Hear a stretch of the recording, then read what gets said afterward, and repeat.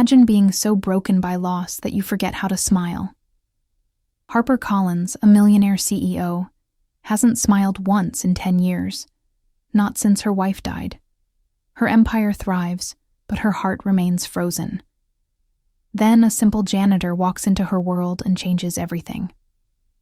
Before we dive into this emotional journey, please subscribe to the channel, hit that notification bell, and let me know in the comments where you're watching from. The elevator climbed to the 47th floor. Inside, Harper Collins stood like a statue, her reflection cold in the polished steel. I watched Harper Collins through the glass walls of her corner office, and honestly, she scared the hell out of everyone. The woman was a machine. Pure ice. She sat behind that massive mahogany desk like a queen on her throne, signing contracts worth millions without even blinking. Her black Armani suit was perfect. Hair pulled back so tight it could cut glass. And those eyes?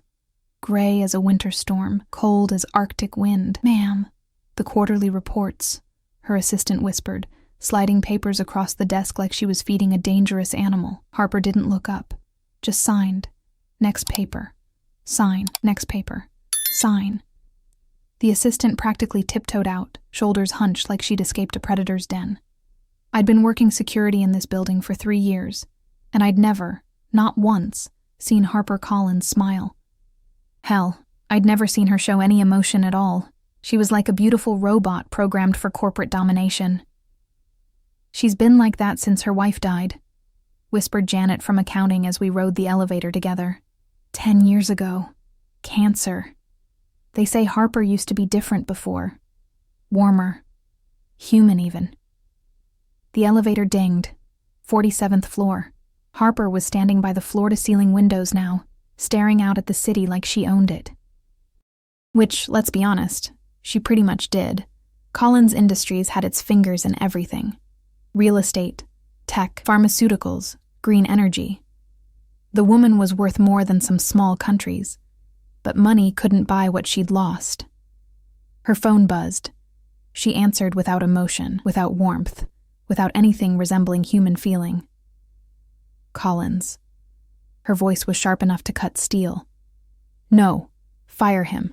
I don't care about his family situation. Results matter, not excuses." She hung up. Went back to staring at the city like it had personally offended her. That's when I noticed something that made my stomach drop. On her desk, turned away from visitors but visible from where I stood in the hallway, was a small silver frame. Even from here, I could see it held a photo of 2 women laughing together. One was Harper, but a Harper I'd never seen, smiling. Eyes bright with joy, alive. The other woman had kind eyes and curly brown hair, the kind of face that looked like it laughed easily. Harper's fingers drummed against the window. Once. Twice. A nervous habit that seemed out of place on someone so controlled. Then she turned around, and for just a split second, I swear I saw something crack in that perfect mask of hers. Something raw and painful and desperately human, but it was gone so fast I might have imagined it. She walked back to her desk with measured steps, picked up the silver frame, and placed it face down with the careful precision of someone performing surgery. "Security," she called through her intercom, her voice flat and professional. "I want the cleaning crew changed. The current one is inadequate." My heart sank. The cleaning crew had been with us for years. Good people. Hard workers. Maria had 3 kids and was putting her oldest through college. Tom was saving up for his daughter's wedding. But Harper Collins had spoken, and when Harper Collins spoke, people listened. Or they got fired. The next morning, I watched her arrive at exactly 7 a.m., like clockwork. Same black Mercedes, same driver who never got a thank you or even acknowledgement, same cold expression as she walked through the lobby in her designer heels, each step echoing like a judge's gavel. People literally stepped aside to let her pass. Conversation stopped. Eyes followed her with a mixture of respect and fear. She was untouchable, unreachable, a woman who'd forgotten how to be human. Employees whispered stories about her legendary coldness, how she'd fired an entire department for missing a deadline, how she'd never attended a single company party or employee gathering, how she worked 16-hour days and expected everyone else to do the same. "She's not evil," Janet had told me once. "She's just empty." Like someone scooped out everything soft and warm and left only the sharp edges. I watched Harper disappear into the elevator, her face a mask of professional indifference. But I couldn't shake the image of that photograph. The laughing woman with bright eyes who looked nothing like the ice queen who ruled this building. What had happened to that Harper? What kind of love could transform someone so completely, and what kind of loss could destroy them so thoroughly? The elevator doors closed, carrying her up to her glass tower where she ruled over her empire of steel and silence. But what none of us knew, what Harper herself didn't know, was that everything was about to change. Because tomorrow, a new janitor would start working the night shift. And this janitor was different. This janitor smiled. This janitor saw beauty in ordinary moments and believed in the power of human connection. This janitor was about to walk into Harper Collins's carefully constructed world of gray and bring color back to a woman who'd forgotten what it looked like. The storm was coming, and Harper Collins had no idea that her perfectly ordered life was about to be turned completely upside down by a woman with honey blonde hair and a smile that could melt glaciers. Change was coming whether she wanted it or not. And for the first time in 10 years, Harper Collins was about to remember what it felt like to be alive. I was doing my usual evening rounds when I first saw her, Riley Evans. That's what her name tag said. She was maybe 5'4", with honey blonde hair pulled back in a messy ponytail and the kind of smile that could light up a morgue. She was humming, actually humming, while she mopped the lobby floor, moving to some internal rhythm like she was dancing instead of working. Who the hell hums while mopping? "Evening," she called out when she saw me, her voice bright and genuinely cheerful. "Beautiful night, isn't it?" I looked outside through the glass doors. It was raining. Hard. The kind of cold October rain that made everyone miserable and grumpy. Sure," I said, confused by her enthusiasm.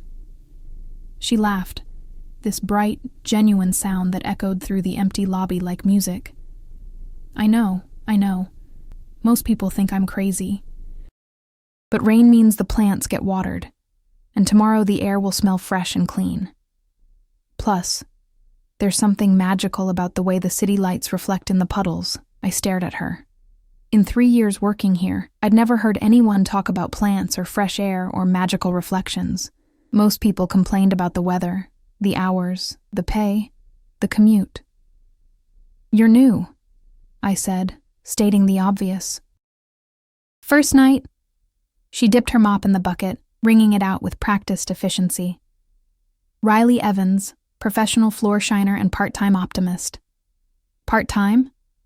Well, full-time optimist would be exhausting for everyone else. People need time to adjust to this much sunshine. I actually smiled. When was the last time I'd done that at work? When was the last time anyone had made me smile in this building? Fair enough. I'm Marcus Security. Nice to meet you, Marcus. She moved to the next section of floor, still humming some tune I didn't recognize. So, what's the story with the Ice Queen upstairs? My smile faded. Ice Queen? The CEO, Harper Collins. I saw her picture in the lobby directory. She looks like she could freeze hell over with one glance. Very intimidating. Very untouchable. She's intense, I said carefully. You never knew who was listening in this place. The walls had ears, and Harper Collins had a way of knowing everything that happened in her building. Riley paused her mopping, leaning on the handle thoughtfully. Intense how?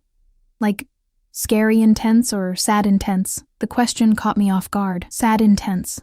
I'd never thought of Harper that way, but now that Riley mentioned it, both, I guess. Riley nodded thoughtfully, like this made perfect sense. Those are usually the people who need kindness the most, the ones who've forgotten what it feels like to be seen as human instead of just powerful. Before I could respond, the elevator dinged. Harper Collins stepped out, at 9 p.m. She never stayed this late. Harper was notorious for her rigid schedule. Arrive at 7, leave at 6, no exceptions. Riley looked up from her mop, and I held my breath. Harper's eyes swept the lobby, taking in the wet floors, the cleaning cart, and finally landing on Riley with laser focus. For a moment, nobody moved. The air felt charged, like right before lightning strikes. Then Riley did something that made my heart stop. She smiled. Not a nervous employee meeting the boss smile, not a fake customer service smile, a real smile. Warm and genuine and completely unafraid. "Good evening, Ms. Collins," Riley said cheerfully, like she was greeting an old friend. "Sorry about the wet floors. I'll have this cleaned up in just a few minutes." Harper stared at her. Just stared. I could see the wheels turning in that sharp mind of hers. She was probably calculating how to fire Riley on the spot for being too cheerful, too human, too alive. But instead, Harper just nodded once, a sharp, efficient movement, and walked toward the exit. "Have a wonderful evening," Riley called after her, her voice carrying genuine warmth. Harper's step faltered, just for a second, like she'd been hit by something unexpected. Then she was gone, disappearing into the rain and the night. Riley went back to mopping, humming again like nothing had happened. "She seems nice," she said casually. I nearly choked. "Nice?" "Lonely," Riley corrected, wringing out her mop. "But nice. You can tell by the eyes. They're not cold. They're just protected, like someone who's been hurt really badly and doesn't want to risk it again." The next few nights I started paying attention. Riley worked the 47th floor on Wednesdays and Fridays. And somehow, Harper always seemed to be working late on those nights. Coincidence? Maybe. But I'd been in security long enough to know that Harper Collins didn't believe in coincidences. On Friday night, I watched through the security cameras as Riley cleaned the executive floor.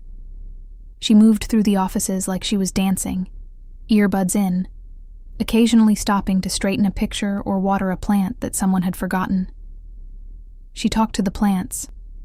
Actually talked to them. "Looking a little droopy there, buddy," I heard her say to a ficus in the corner. "When's the last time someone gave you some love?" At 10:30 p.m., Harper's office door opened. She stood there for a moment, watching Riley work through the glass walls of the conference room. Riley didn't notice at first. She was focused on cleaning the windows, singing softly to herself, something about sunshine and better days. Then she turned around and jumped. "Oh, Ms.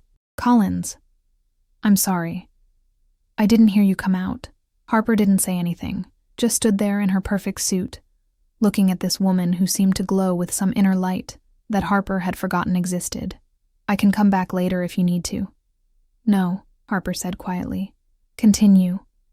And then, and I swear this happened, Harper sat down in one of the conference room chairs and just watched. Riley went back to cleaning, but I could see she was nervous now. Her movements were less fluid, more careful. The easy confidence had been replaced by awareness. "You don't have to watch me work," Riley said gently. "I promise I won't steal anything." "Well, maybe a pen if it's really nice, but nothing major." "I'm not worried about theft," Harper replied, her voice softer than I'd ever heard it. "Then what?" Harper was quiet for so long I thought she wouldn't answer. Finally, "I'm trying to remember what it looks like." What looks like? Contentment. Riley stopped cleaning, turned to face Harper fully, her expression gentle and understanding. "You want to know the secret?" Riley asked. Harper raised an eyebrow, the first real expression I'd seen from her in years. "It's not about being happy all the time. That's exhausting and fake. It's about finding something beautiful in the ordinary moments, like..." Riley gestured to the window, the way the city lights reflect in the rain. "Or how this building feels different at night. Quieter, more peaceful, like it's sleeping." Harper followed her gaze to the window, and for a moment, her mask slipped. "I used to see beauty in things," Harper said, so quietly I almost missed it through the camera audio.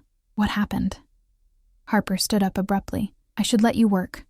She walked toward her office, then stopped. "Riley." "Yes, ma'am?" "Thank you. For the perspective." And then Harper Collins did something that made me question everything I thought I knew about her. She almost smiled. Not quite, but almost. Riley beamed like she'd just won the lottery. "Anytime, Ms. Collins, anytime." I should have known something was different when Harper started arriving at the office with coffee.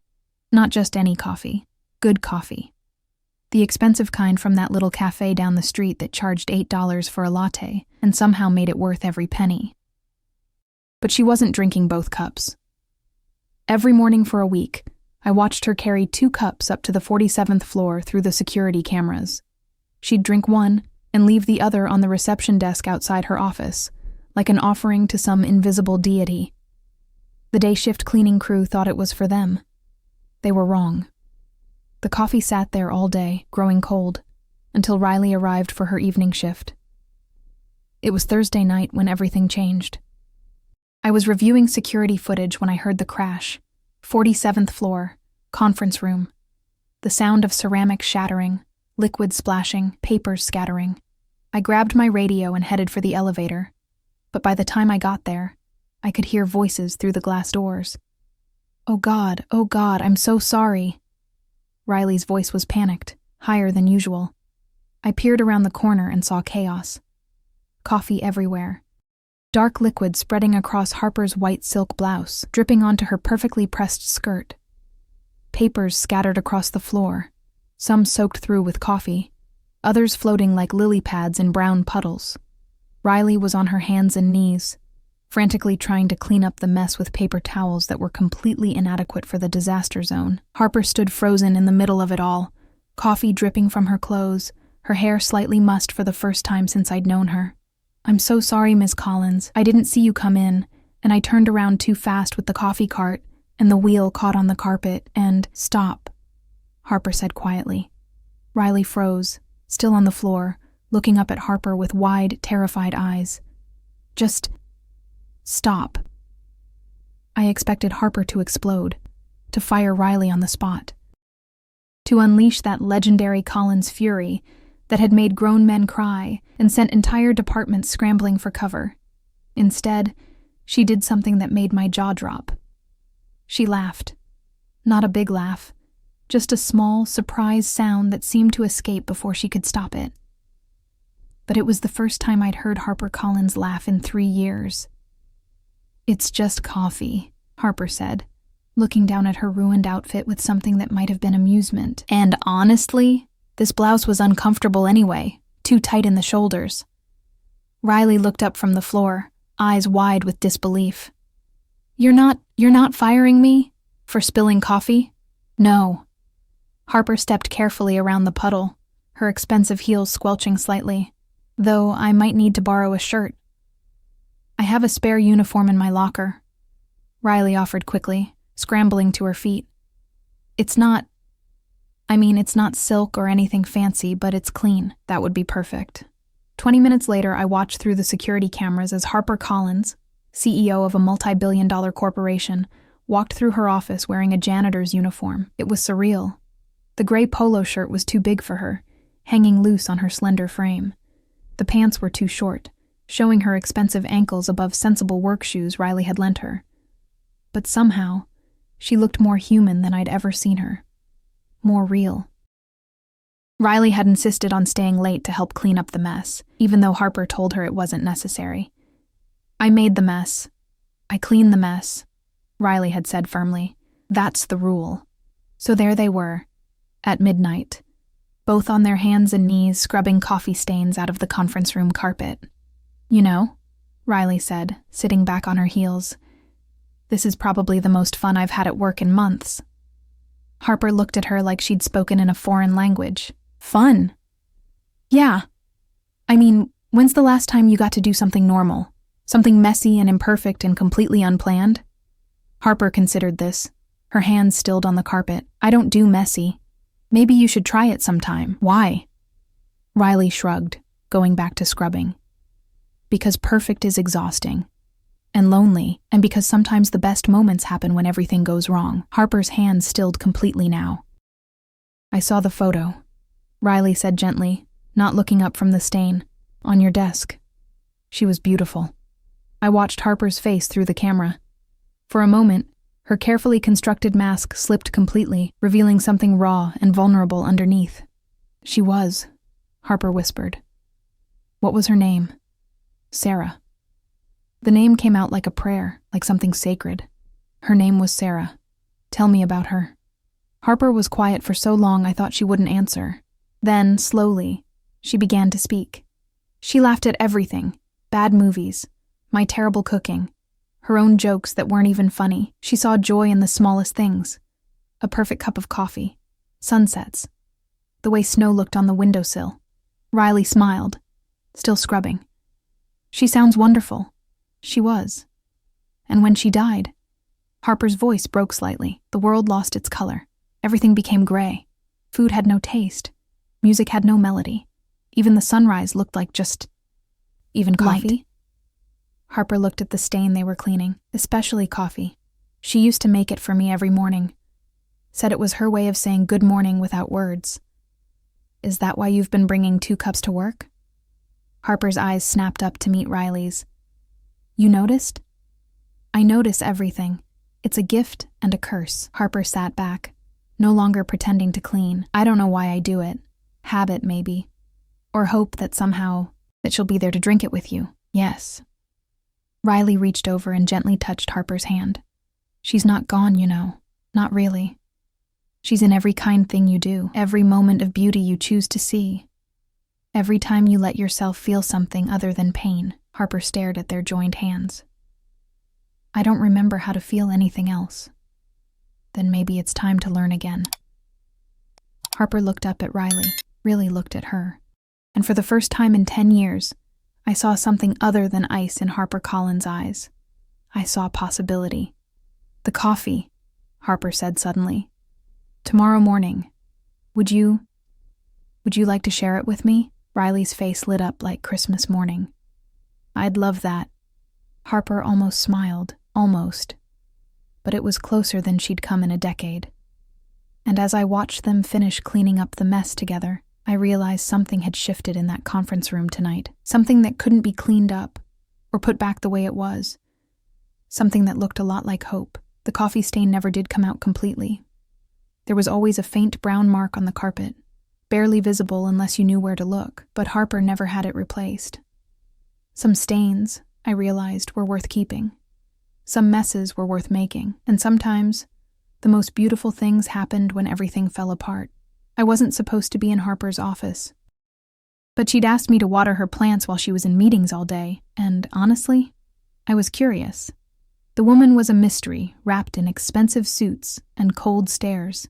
But after our coffee conversation yesterday morning, God, that had been nice. I wanted to understand her better. Her office was exactly what you'd expect. Minimalist, clean lines, everything in its place with military precision. Except for one corner. There was a small bookshelf tucked away where visitors couldn't see it. And it was personal. Really personal. Books with worn spines and dog-eared pages.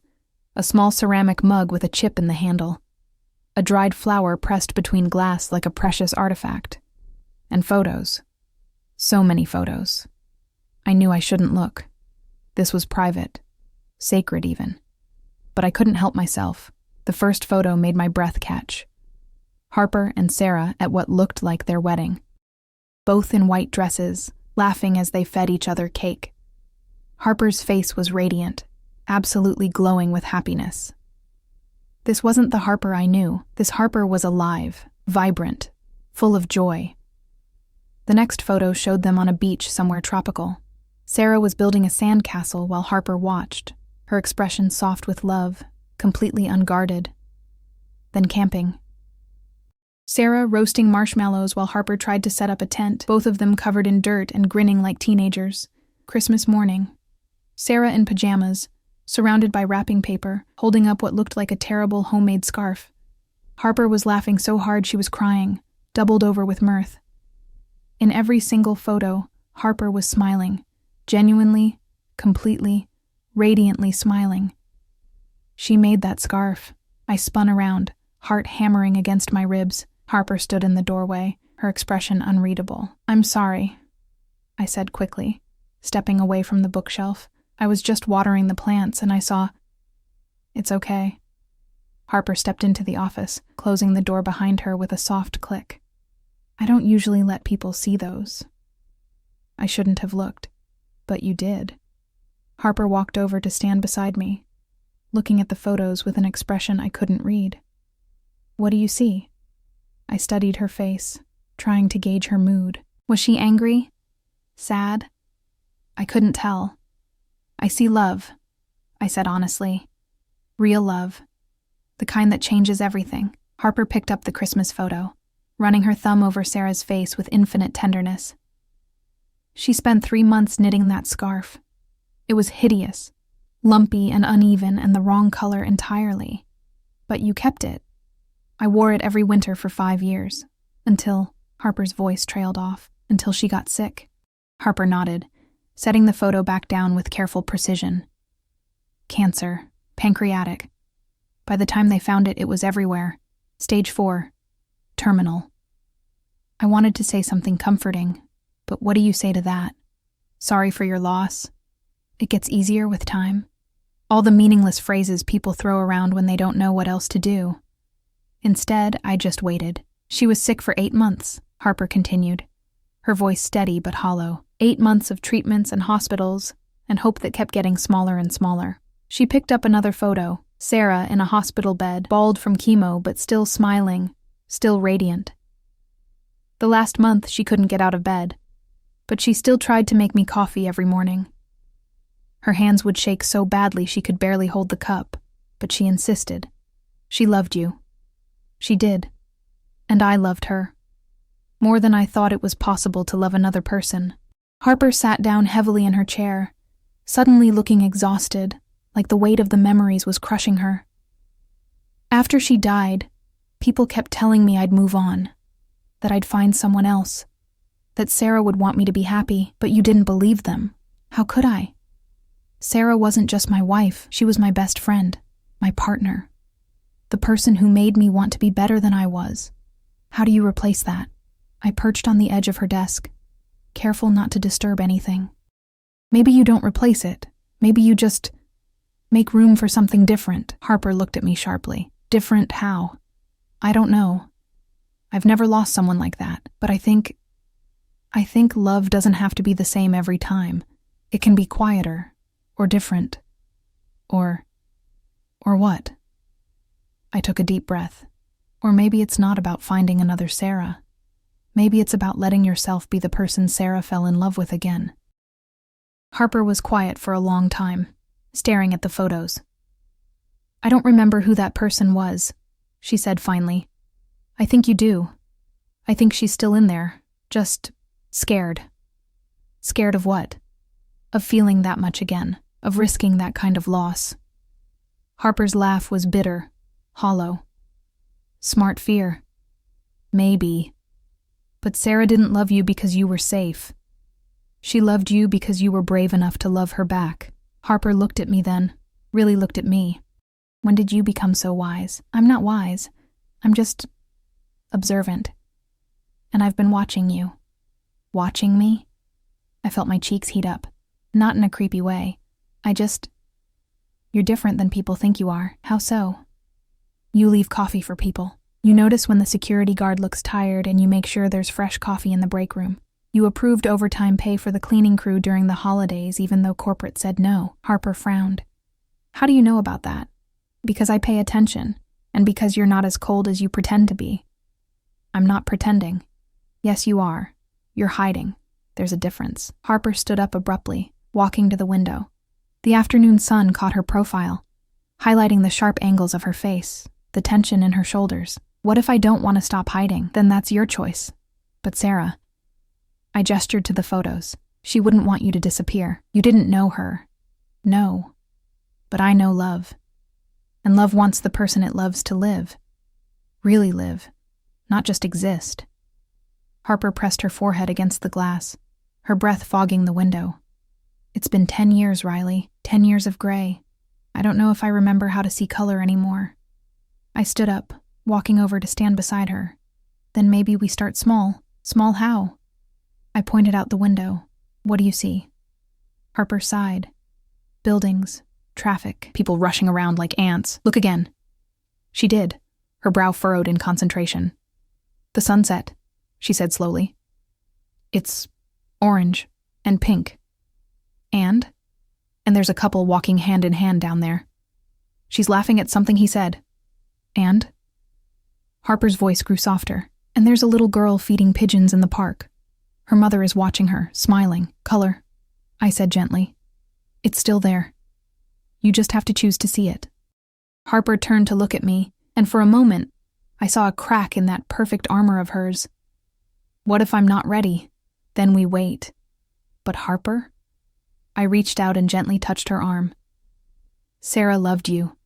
That love doesn't just disappear because she's gone. It becomes part of who you are, and maybe it's time to let that love teach you how to live again. Harper stared at me for a long moment, and I could see the war raging in her eyes. Then, slowly, she almost smiled. Coffee tomorrow? She asked. Coffee tomorrow, I agreed. And as I left her office that night, I couldn't shake the feeling that something important had just happened, something that felt a lot like a beginning. The storm hit at 8 p.m., just as I was finishing up the executive floor. Rain hammered against the windows like bullets, and the wind howled so loud it made the whole building shake. The lights flickered once, twice, then went out completely. Emergency lighting kicked in, casting everything in an eerie red glow. My phone buzzed with a text from building management. All personnel evacuate immediately. Severe weather warning in effect. Power grid compromised. But as I gathered my cleaning supplies, I realized something that made my stomach drop. Harper's office light was still on. She was still here. I should have left. Should have followed protocol and gotten out of the building like everyone else. The elevators were probably down, the security systems offline. Instead, I found myself knocking on her office door. Ms. Collins, are you okay in there? The door opened, and Harper appeared, looking frazzled for the first time since I'd known her. Her perfect hair was mussed, her suit jacket was off, and she was holding her phone like it had personally offended her. The elevators are down, she said without preamble. Security system is offline. We're locked in until the power comes back. How long will that be? Could be hours, maybe all night. I looked around the dark hallway, lit only by the red emergency lights. Well, this is cozy. Harper stared at me. You're not panicking. Should I be? Most people would be. I shrugged. I've been through worse. Besides, we have food in the break room, water, and... I gestured to her office. Comfortable chairs. Could be worse. How is this not worse? We could be stuck in the elevator. Harper actually shuddered. Point taken. The building shook again as another gust of wind hit it, rattling the windows like they might shatter. Come on, I said, making a decision. Let's set up camp in your office. It's got the best view, and if we're going to be stuck here all night, we might as well be comfortable. An hour later, we'd created the world's most expensive fort. I'd raided the break room for snacks and bottled water while Harper found some emergency candles in the supply closet. We'd pushed her couch and chairs together, creating a little seating area by the windows. It was almost cozy. I can't remember the last time I sat on the floor, Harper said, settling cross-legged on the carpet with a bag of pretzels. Really? Really. Sarah used to make us have picnics in the living room sometimes. Said it was more fun than eating at the table.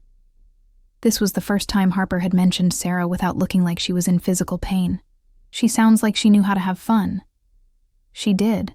She was always trying to get me to loosen up. Life's too short to be serious all the time, Harper, she said, mimicking what must have been Sarah's voice. Learn to play. Did you? Learn to play? Harper was quiet for a moment, watching the storm rage outside. Lightning illuminated the clouds in brilliant flashes, turning the sky into a light show. For a while, when I was with her, everything felt lighter, like the world was full of possibilities instead of problems. What kind of things did you do together? Silly things. We'd have dance parties in the kitchen while cooking dinner. She'd leave little notes in my briefcase for me to find during meetings. Once, she convinced me to play hooky from work so we could go to the zoo. The zoo? Harper's lips quirked up slightly. She said I needed to remember what wonder felt like. So we spent the whole day watching penguins and eating overpriced ice cream. And did you? Remember what wonder felt like? Yeah, I did. The candles flickered in the draft from the windows, casting dancing shadows on the walls. Outside, the storm continued its assault on the city. "What about you?" Harper asked. "What makes you feel wonder?" I thought about it. Storms, actually. I know that's weird, but there's something about the power of nature that just amazes me.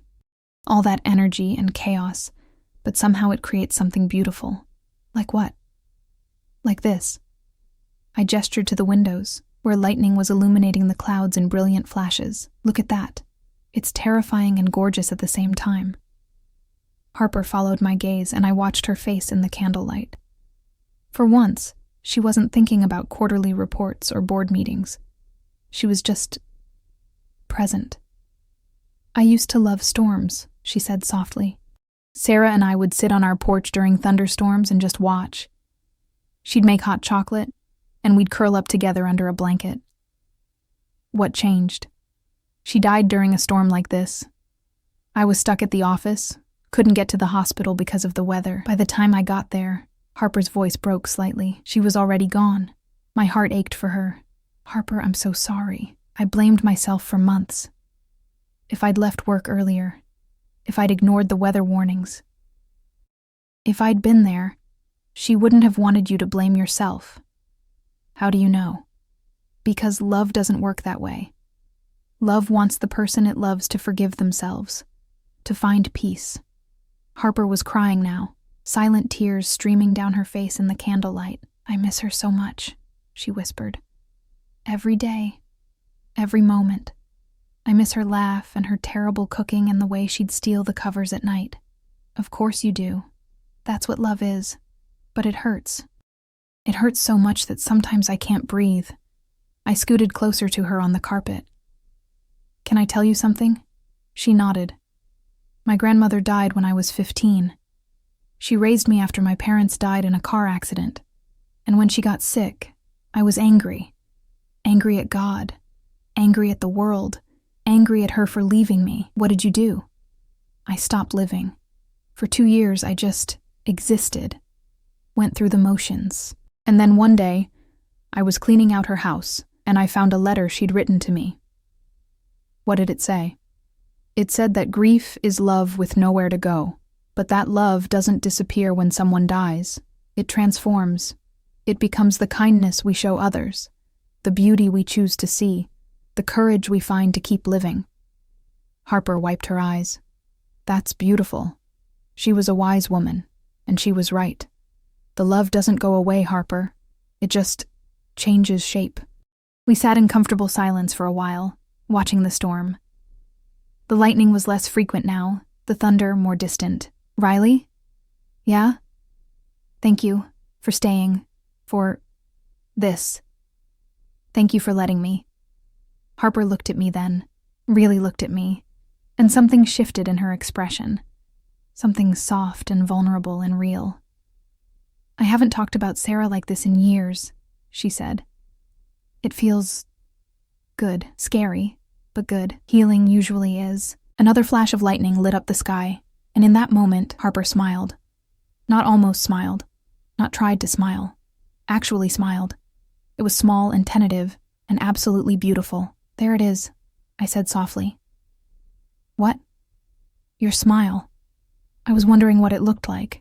Harper's hand flew to her mouth, as if she could catch the smile and put it back where it came from. I didn't realize. It's okay. It's good. I haven't smiled in 10 years, I know. Sarah used to say I had a beautiful smile. She was right. Harper looked at me with wonder, like she was seeing me for the first time. "How do you do that?" she asked. "Do what?" "Make everything feel possible." I reached over and gently took her hand. "I don't make anything possible, Harper. I just remind you that it already is." The storm raged on outside, but inside Harper's office, surrounded by candlelight and the warmth of shared stories, something beautiful was beginning to bloom.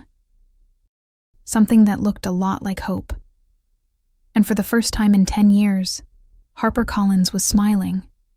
I knew something was wrong the moment I walked into the building Monday morning. Harper's coffee cups were gone. For 2 weeks, There had been 2 cups on the reception desk every morning. One for her, one for me. Our little ritual that had become the best part of my day. Now there was just one, and when I saw Harper later that day, she wouldn't meet my eyes. "Good evening, Ms. Collins," I said when she passed me in the hallway. She nodded curtly and kept walking, her heels clicking against the marble floor like a metronome. No smile, no warmth, nothing. It was like the storm night had never happened. I tried to tell myself it was nothing. Maybe she was just having a bad day. Maybe there was some crisis at work, some board meeting gone wrong, but deep down, I knew better. Harper Collins was running scared. By Wednesday, I couldn't take it anymore. I waited until the building was empty, then knocked on her office door. "Come in." Harper was at her desk, buried in paperwork. She didn't look up when I entered, didn't acknowledge my presence at all. "Ms. Collins? If you're here about the cleaning schedule, speak to building management." Her voice was ice cold, professional, distant. All the warmth we'd built over the past weeks had vanished like it never existed. "I'm not here about the cleaning schedule." "Then what?" "I'm here about you." That got her attention. She looked up, and I saw something flicker in her eyes before the mask slammed back into place. "I don't know what you mean." "Yes, you do." Harper set down her pen with deliberate precision. "Riley, I think there's been a misunderstanding, has there?" "Yes. What happened the other night? It was a mistake." The words hit me like a physical blow. A mistake? I was emotional, vulnerable. I said things I shouldn't have said. "You mean you told the truth?" I forgot myself." Harper stood up, walking to the window with her back to me. "I forgot who I am, who you are, what this is." "And what is this exactly? You're an employee. I'm your boss. That's all." I stared at her back, seeing the rigid line of her shoulders, the way she held herself like she was made of glass, and one wrong move would shatter her completely. "That's bullshit, and you know it." Harper spun around. "Excuse me?" "You heard me." "That's bullshit. What happened between us wasn't about boss and employee. It was about 2 people connecting. 2 people who... Who what?" Harper's voice was sharp, dangerous. "Who care about each other, who might have feelings for each other." "Is that what you were going to say?" "Yes." "Well, you're wrong." But I could see the lie in her eyes, could see the fear behind the anger, the desperation behind the coldness. "Am I? Because the woman I spent that night with, the woman who smiled for the first time in 10 years, she didn't seem to think it was a mistake. That woman doesn't exist anymore. She's standing right in front of me." Harper laughed, but there was no humor in it. "You don't understand. You don't know what you're asking. Then tell me." "You want to know?" Harper's voice rose. "You want to know what you're asking? You're asking me to risk everything. Again. You're asking me to open my heart to someone who could leave, who could die, who could destroy me all over again." "Harper, no." She held up a hand. "You don't get it. When Sarah died, I didn't just lose my wife. I lost myself. I lost my ability to function, to think, to breathe. For months, I couldn't get out of bed, couldn't eat, couldn't work. I almost lost everything. But you didn't. Because I learned to shut it off, all of it. The love, the hope, the possibility. I built walls so high that nothing could get in, nothing could hurt me, and nothing could heal you either." Harper's laugh was bitter. "Healing is a luxury I can't afford." "That's not living, Harper. That's just surviving. Surviving is enough." "Is it? Because from where I'm standing, it looks like you're dying a little more every day." Harper flinched like I'd slapped her. "You don't know what you're talking about." "Don't I?" "I see you, Harper. Really see you. And you're terrified. Not of me. Not of love. You're terrified of hope. Hope is dangerous. So is despair." We stared at each other across the office, the air crackling with tension. I could see the war raging in her eyes, the battle between what she wanted and what she thought she could survive. "I can't do this," Harper said finally. "I can't be what you want me to be." I don't want you to be anything other than who you are. You want me to be someone who can love again. Someone who can take that risk. But I can't. I won't. Because of Sarah? Because I couldn't survive losing someone like that again. I stepped closer to her. What if you didn't lose them? What if you found something beautiful instead? What if I did lose them? What if I let myself care, and then they leave? Or get sick? Or die? What then? Then you'd have loved. Really loved. And that would be worth it. Harper shook her head violently, not to me. Sarah wouldn't want this for you. Don't. Harper's voice was dangerous. Don't you dare tell me what Sarah would want. She'd want you to live. She'd want you to be happy.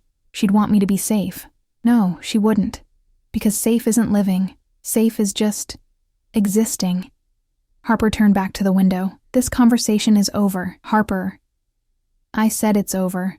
I want you to request a transfer to a different floor. I don't want to see you anymore. The words hit me like a punch to the gut. You don't mean that? I do. Look at me and say it. Harper's shoulders tensed, but she didn't turn around. Look at me, Harper. If you really want me gone, look me in the eye and tell me you feel nothing. For a long moment, she didn't move. I could see her reflection in the window, see the tears she was trying so hard to hold back. Then, slowly, she turned around.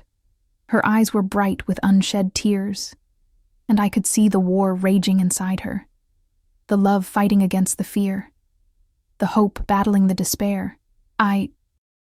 She started, then stopped. Say it, I whispered. Tell me you feel nothing. Harper opened her mouth, closed it, opened it again. I can't, she whispered, because it's not true. Because it doesn't matter. Her voice broke. It doesn't matter what I feel. I can't do this. I won't. Harper, please, the word came out as a plea. Please just go. Before I do something we'll both regret. I stared at her for a long moment, seeing the pain and fear and longing all warring in her expression. Okay, I said finally. I'll go, but Harper? She looked at me. When you're ready to stop running, you know where to find me.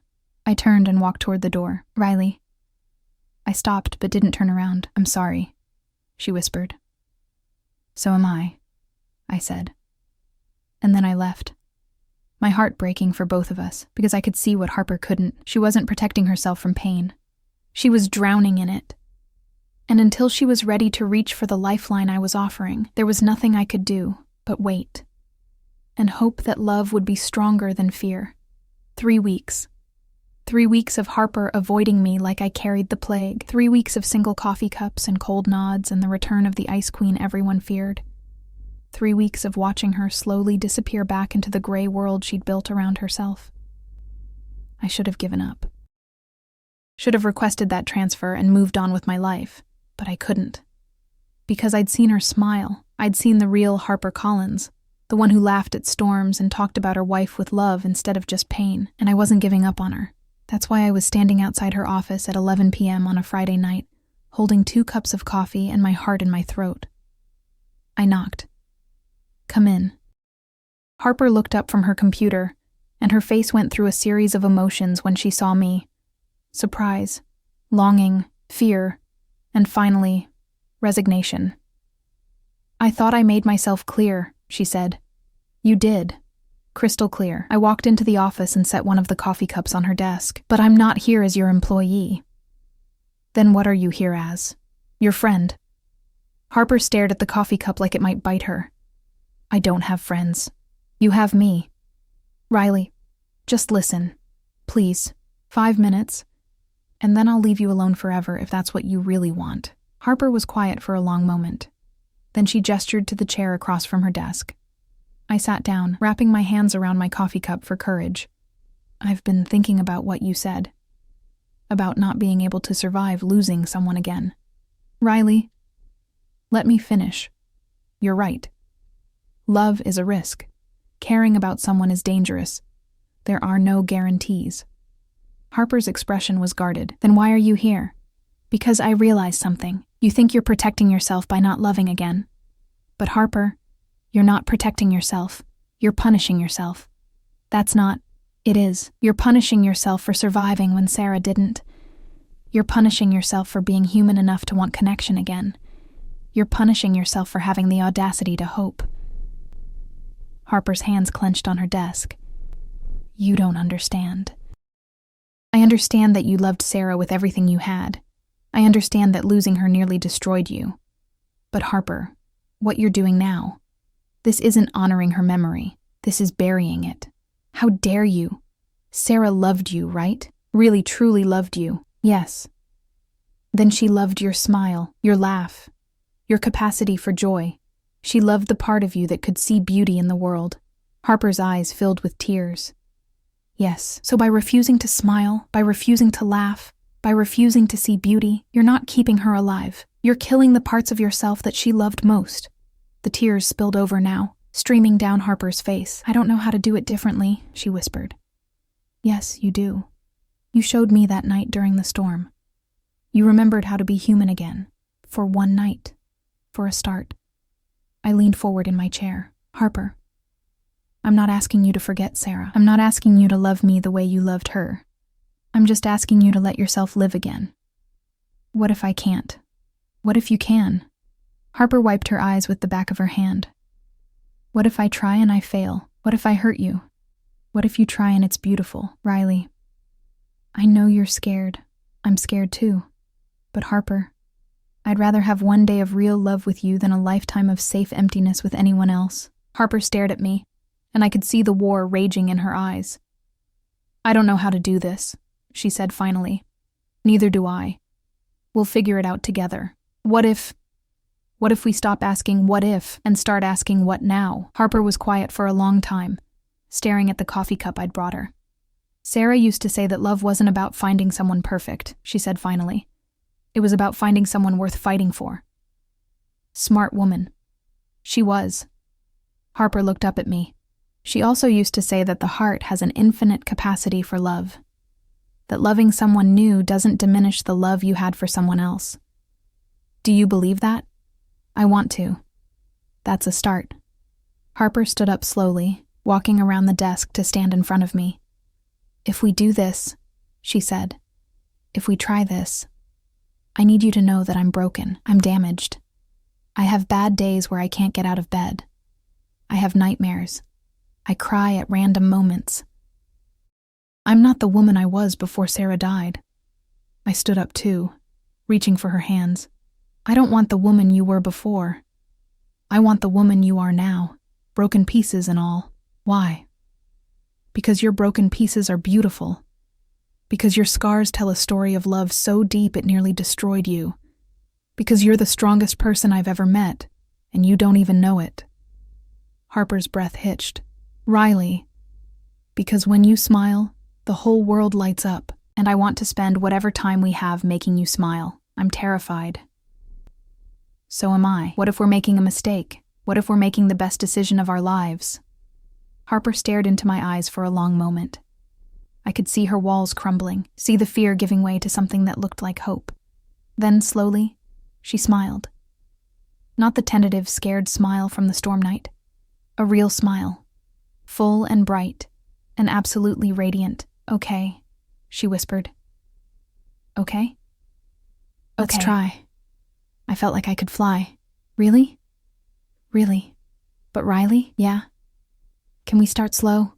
I'm out of practice at this whole feelin' thing. I laughed, pulling her into a hug. We can start as slow as you want. Harper melted into my arms, and I felt her body relax for the first time since I'd known her. Thank you, she whispered against my shoulder. For what? For not giving up on me, for seeing something in me worth saving. Harper Collins, you were never broken. Paused, waiting for the right moment to start living again. She pulled back to look at me, and her eyes were bright with tears and hope, and something that looked a lot like love.